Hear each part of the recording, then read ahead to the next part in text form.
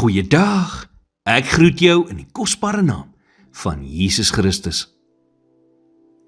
Besef jy vandag dat wat die lewe ook al van jou gevat het, God kan herstel. En dalk gee hy jou nie presies wat jy wil hê nie, maar hy sal vir jou gee wat die beste vir jou is.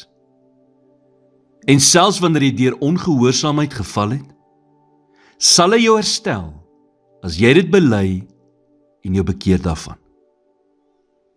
Nou dink jy dalk by jouself, maar wat van al die tyd wat ek al gemors het? Wat van al die geleenthede wat ek al in my lewe gemis het?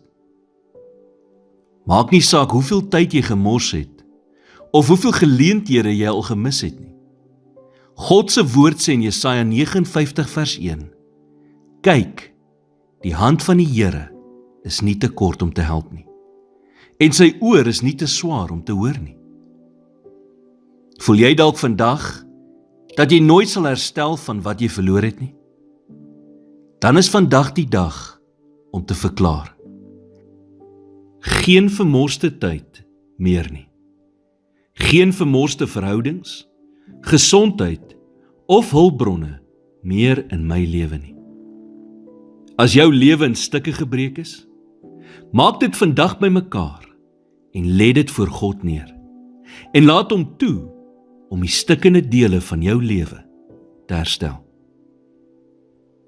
Lyk dit vandag vir jou asof dinge in jou lewe te stikkend is om ooit weer te kan herstel? Geen lewe kan so gebroken wees dat God nie herstel kan bring. So moenie moed opgee nie.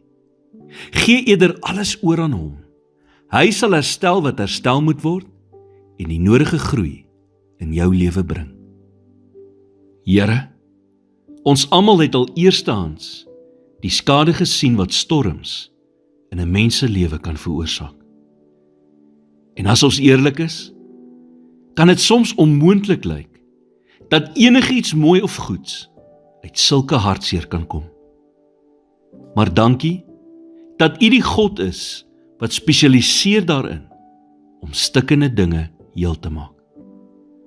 Help ons om vandag al die stukkies van ons lewens vir U te bring, sodat U die herstelproses kan begin. In Jesus naam bid ek dit. Amen.